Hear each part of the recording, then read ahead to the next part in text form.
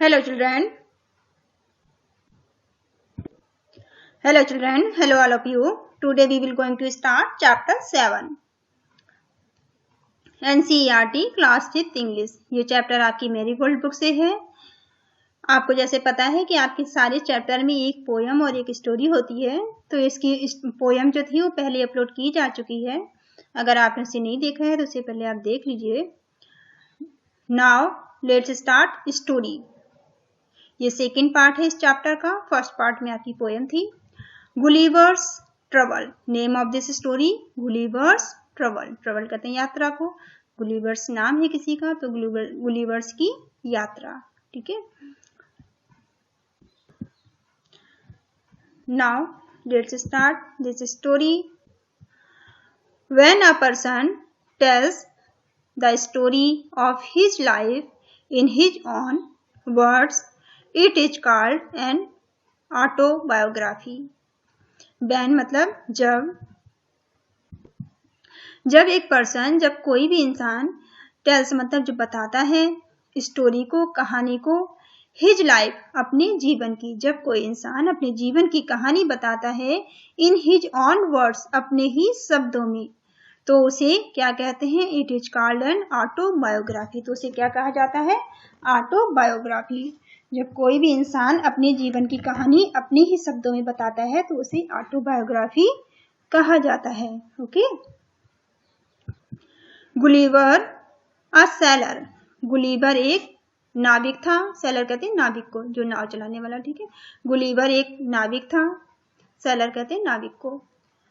Was once caught in the land of giant. एक बार वो पकड़ लिया गया दैत्यों की दुनिया में। ठीक है, कॉट मतलब पकड़ना, पकड़ लिया गया वो एक बार, जियंट का मतलब दैत्यों की दुनिया में, एक बार उसे दैत्यों के द्वारा पकड़ लिया। This is how he describe his experience. और उसने अपने एक्सपीरियंस को यहाँ पर बताया है, अपने अनुभव को डिस्क्राइब किया है इस स्टोरी में। चलिए देखते हैं क्या है। On the 16th of June 1730। एक बार 16 जून 1730 को वी डिस्कवर्ड लैंड। हमने जमीन को खोजा। 16 जून 1730 में जब जमीन खोजी गई, मैंने डिस्कवर्ड मतलब खोजना, लैंड मतलब जमीन, जमीन को खोजा। Our captain sent a dozen man with vessels for water. हमारे कप्तान ने, कैप्टन कहते हैं कप्तान को, कैप्टन वो होता है जिसके हिसाब से कोई जहाज चलता है। ठीक है, जिसके हिसाब से जहाज चलता है, जिसके कहने पे चलता है, उसे कहते हैं कैप्टन, जो मेन होता है वहां पे। सेंड मतलब भेजा उसने, डजन मतलब दर्जन भर, दर्जन भर लोगों को उन्होंने वेसल के साथ, बर्तन के साथ पानी लेने के लिए भेजा। वेसल कहते हैं बर्तन को। ठीक है, वाटर लाने के लिए, पानी लाने के लिए उन्होंने डजन भर लोगों को वेसल के साथ भेजा, बर्तन के साथ भेजा। If any could be found. यदि किसी को भी पानी मिल जाए, किसी को भी मिल जाए, फाउंड मतलब मिलना। When we came to land we show no rivers और स्प्रिंग नॉर एनी इनहेबिटेंट। जब हम वहां पर पहुंचे तो उस जमीन पर, लैंड पर, हमने कुछ भी नहीं देखा। ना तो कोई वहां पर रिवर थी, ना कोई नदी थी, शो मतलब देखा, ना वहां पर कोई नदी थी और ना ही कोई और पानी का साधन था, ना ही पानी का स्रोत कुछ और था, स्प्रिंग मतलब पानी का दूसरा कोई स्रोत, और ना ही कोई वहां पर, वहां के कोई रहने वाले उन्हें दिखाई दिए। इनहेबिटेंट्स मतलब जो वहां के मूल निवासी हो या कोई आदमी जो रहने वाला हो वहां का। I went on to explore. The country was barren and rocky. और मैंने देखा कि वहां की पूरी जो जमीन थी वो बंजर थी। बैरन मतलब बंजर, जहाँ पे कुछ भी पेड़ पौधे ना उगे। ठीक है, बैरन का मतलब होता है जहाँ कोई पेड़ पौधे ना उगे, और रॉकी मतलब पथरीली। उस देश की, उस कंट्री की पूरी जमीन बंजर और पथरीली थी। I turned back to join the crew. मैं पीछे मुड़ा ज्वाइन करने के लिए, पकड़ने के लिए क्रू को, क्रू कहते हैं जहाज पे जो काम करने वाले लोग होते हैं, जो ग्रुप होता है जहाज पे, जो भी एक साथ जो वर्क करने वाले होते हैं उनके जो ग्रुप को, लोगों के ग्रुप को कहते हैं क्रू। क्रू को ज्वाइन करने के लिए मैं पीछे मुड़ा। Only to see them getting into a boat and rowing off life to get the ship. तब मैंने देखा, केवल ओनली टू सी मतलब केवल मैंने देखा, them getting into the boat, boat पर मैंने केवल यही देखा कि वहां पर रोइंग मतलब पतवार खेना होता है, ठीक है, नाव को चलाने के लिए जो 2 डंडों से नाव चलाते हैं ना, तो रोइंग द लाइफ, लाइफ के लिए वहां मैंने पतवार खेते हुए लोगों को देखा जीवन बचाने के लिए, और शिप पर जाने के लिए, शिप तक पहुंचने के लिए मैंने लोगों को संघर्ष करते हुए वहां पर देखा। चलिए अब देखते हैं कि आगे जीवन बचाने के लिए क्या संघर्ष कर रहे थे, क्या ऐसी बात थी जो वो इतने परेशान थे और वहां पर नाव तक पहुंचने के लिए, ठीक है। Before I could reach them, उससे पहले मैं वहां पर पहुंचता, बिफोर रीच मतलब पहुंचना, बिफोर मतलब पहले, उससे पहले मैं वहां पहुंच सकता उन तक। I observe a huge creature walking after them in the sea as fast as he could।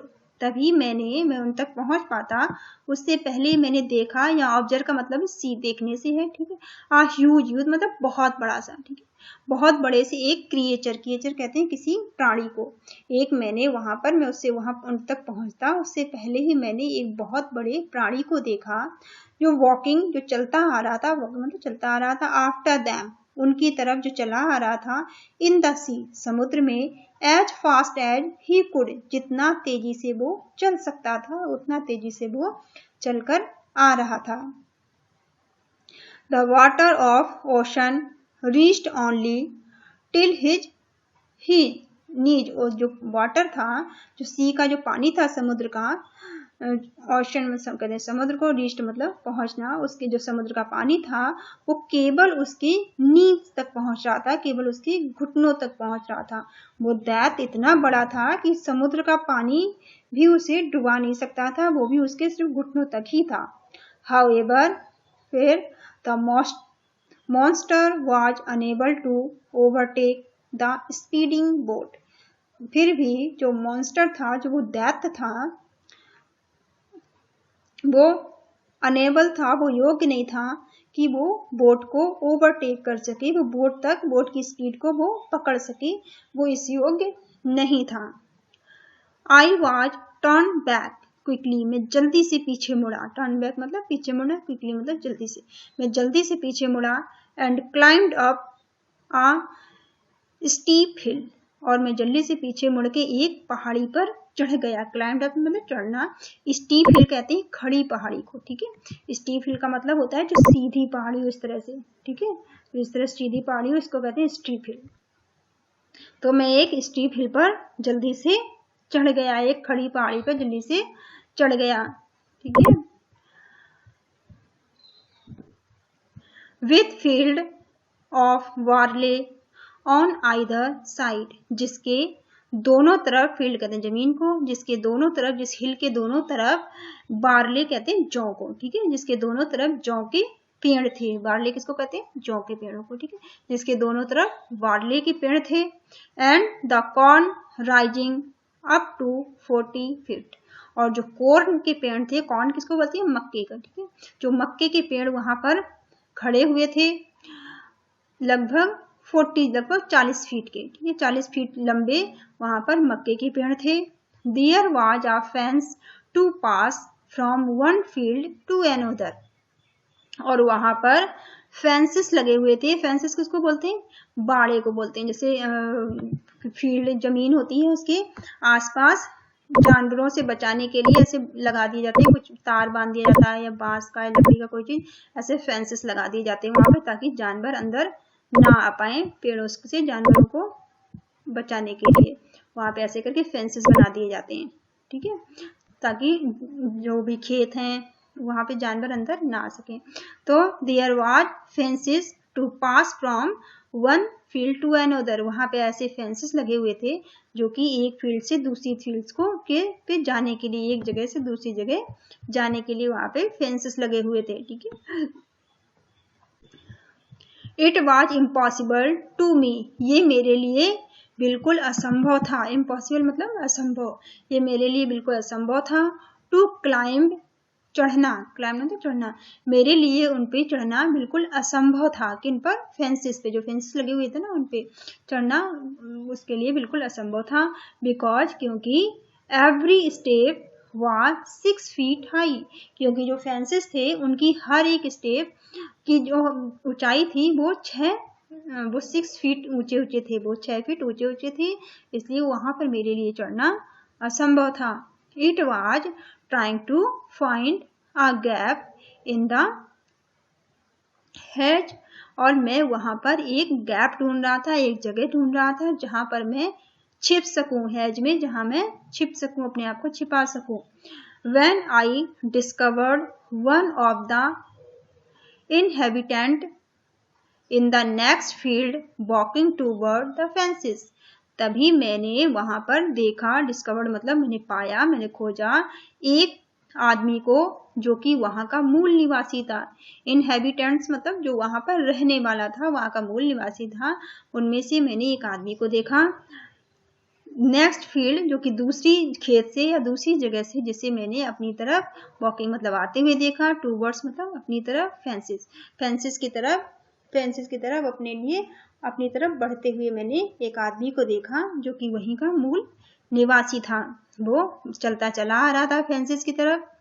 He was of same size, वो बिल्कुल उतने ही साइज का था, उतना ही बड़ा था।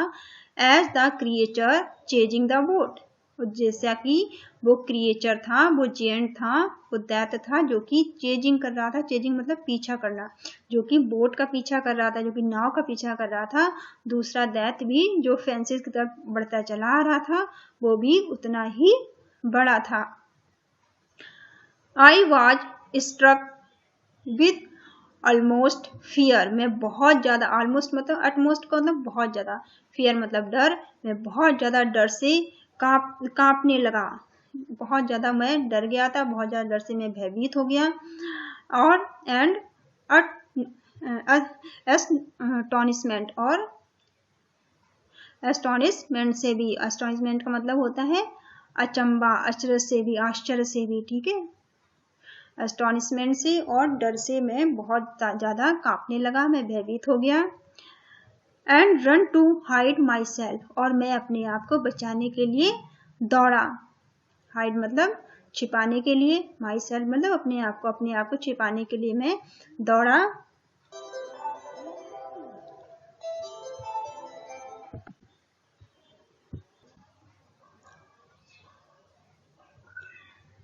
He called in voice much louder than the trumpet, वो इतनी तेज वो चिल्लाया, कॉल्ड मतलब बुलाया, उसने इतनी तेज बुलाया कि जितनी तेज एक ट्रम्पेट की आवाज होती है, इससे भी ज्यादा तेज आवाज में वो चिल्लाया। ही साउटेड लाइक थंडर, उसकी जो आवाज थी, उसका जो साउंड था वो इतना तेज था जैसे कि थंडर कहते हैं गर्जन को, जैसे कि बादलों की गड़गड़ाहट हो, इतनी तेजी से उसका साउंड था, उसकी आवाज थी।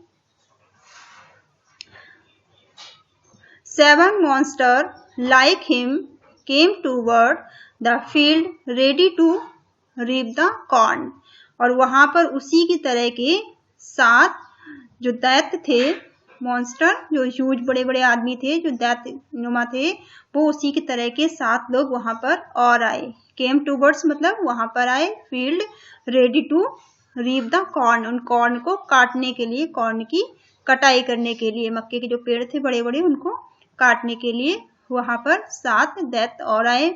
दे कैरिड रैपिड हुक, जिनके पास एक रैपिड हुक था, जो कटाई करने का कोई हथियार होता है जिससे वो मक्के को काटते, वो रैपिड हुक, जिससे जैसा इसने पकड़ रखा है ना बड़ा सा, ये था जो मक्के के पेड़ों को काटने के लिए वो लेकर आया था, रैपिड हुक, उसे वो अपने साथ मक्के के पेड़ों को काटने के लिए लाया। विच वॉज वेरी बिग, जो कि बहुत बड़ा था, बिग मतलब बड़ा, जो कि बहुत बड़ा था।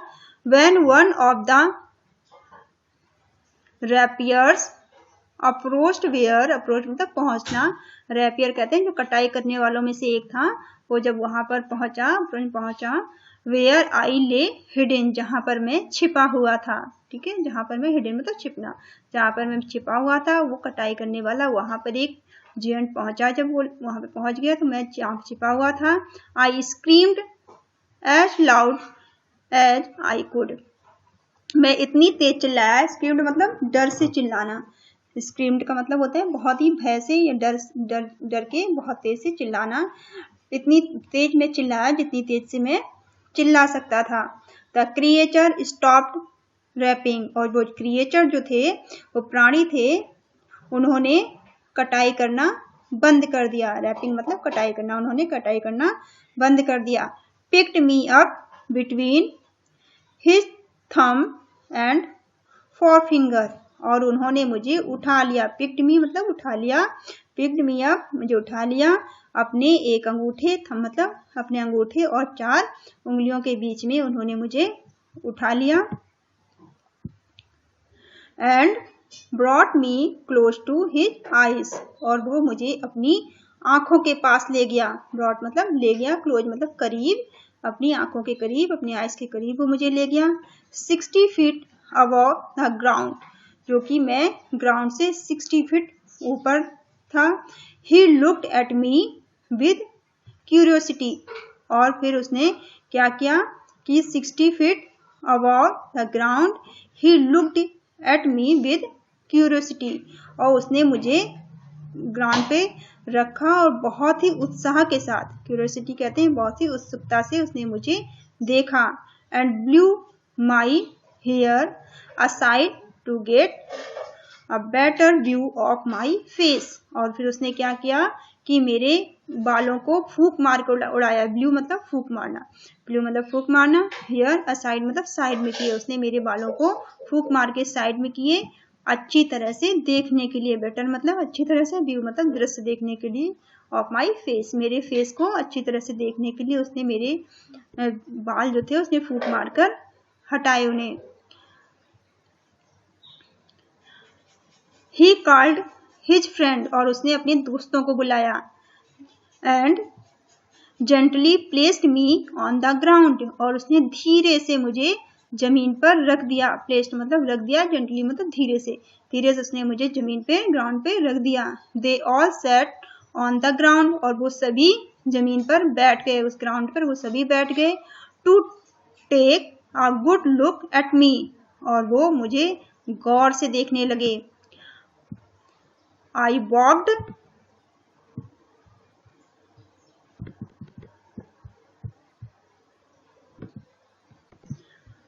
walked slowly backward and forward, और मैंने धीरे से आगे पीछे चलना शुरू किया, बैकवर्ड मतलब पीछे और फॉरवर्ड मतलब आगे, स्लोली मतलब धीरे से, मैंने धीरे से आगे पीछे चलना शुरू किया।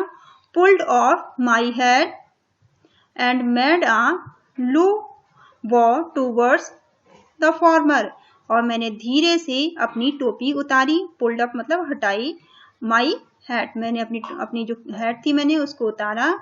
एंड मेड अ लो मतलब झुकना, लो मतलब धीरे से, लो मतलब झुकना, किसी के सम्मान में सर झुकाना, तो मैंने अपने सर को झुकाया टूवर्ड द फॉर्मर, उनके फॉर्मर के सम्मान में, वो जो 7 जियंट थे ना उनके सम्मान में।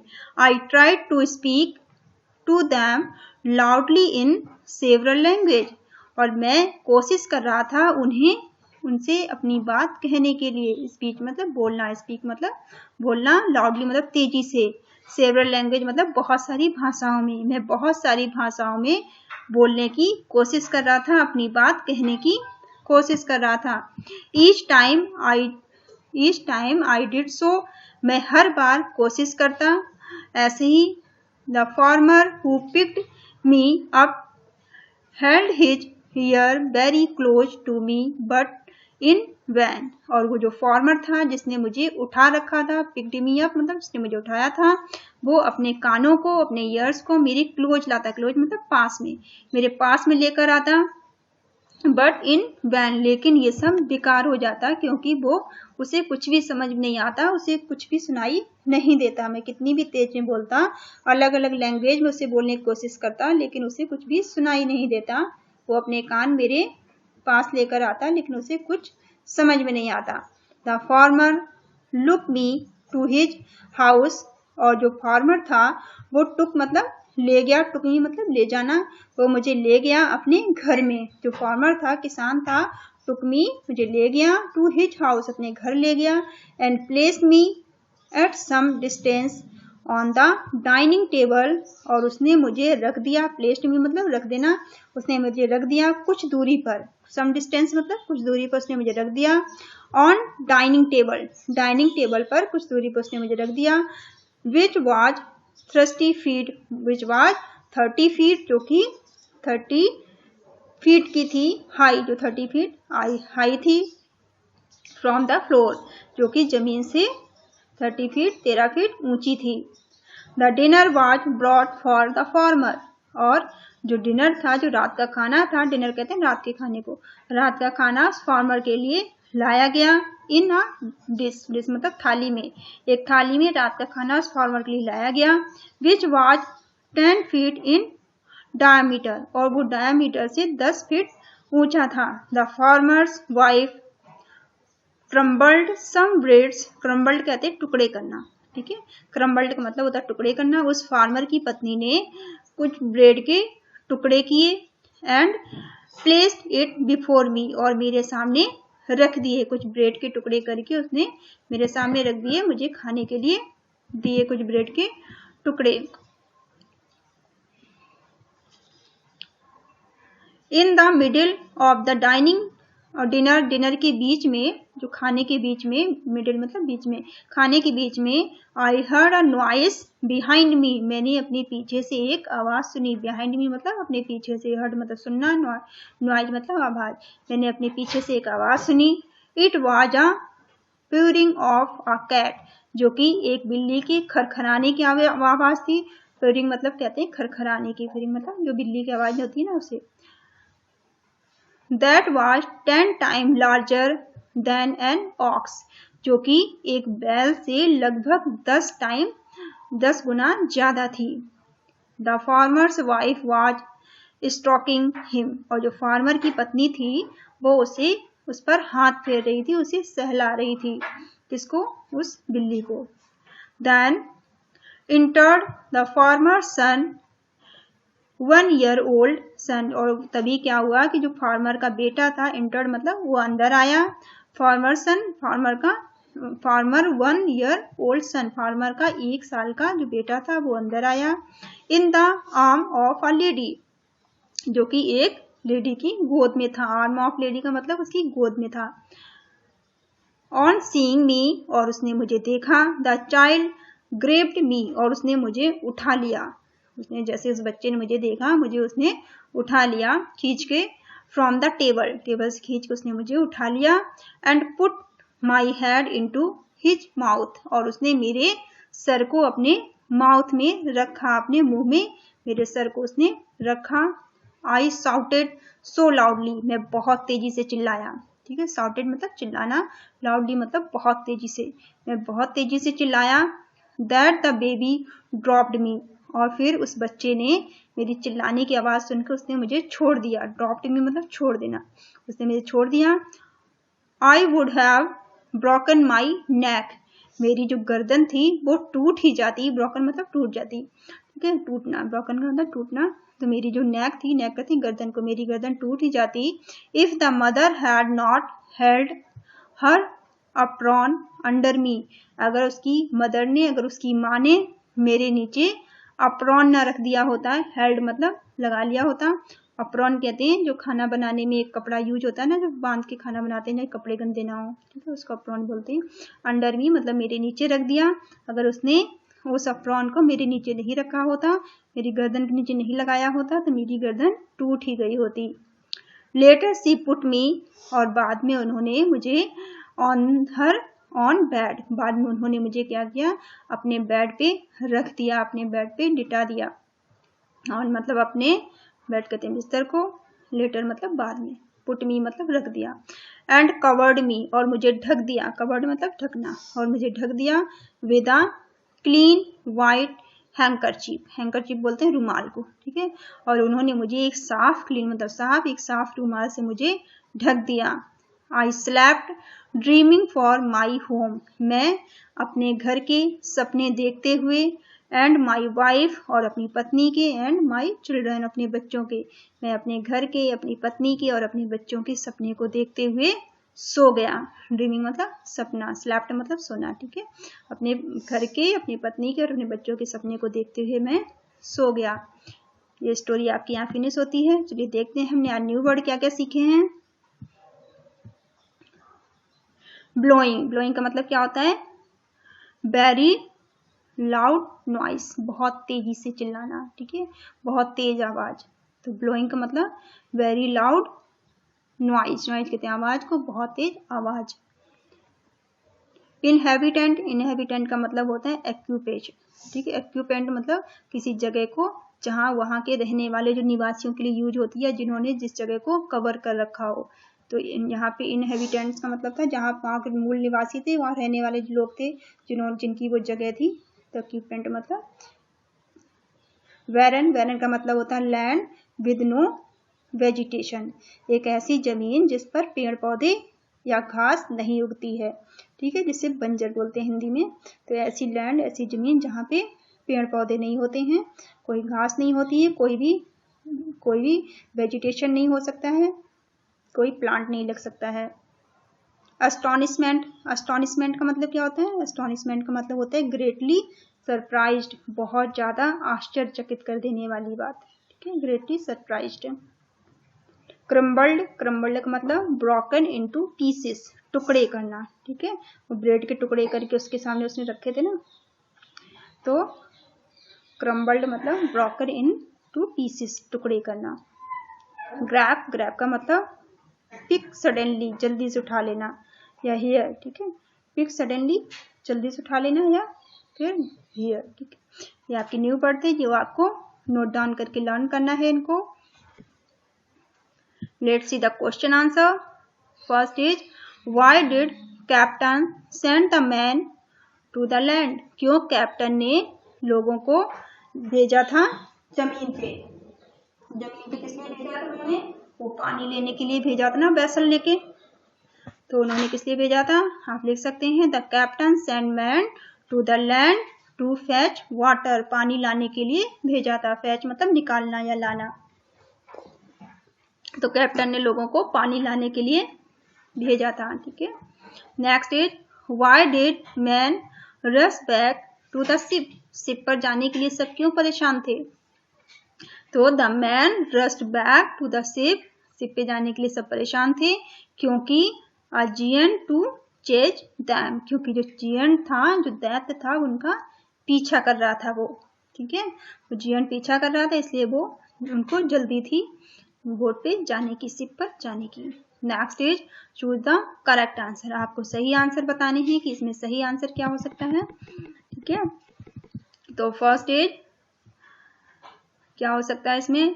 The giant carried a reaping hook because, जो जियंट था वो क्यों कैरी करके लाया था एक रेपिंग हुक। रेपिंग हुक क्या होती है? ये आपको दिखाई दे रहा है ना, ये जो आपको दिख रहा है, ये रेपिंग हुक, ठीक है, इसको बोलते हैं रैपिंग हुक। तो ये रैपिंग हुक है।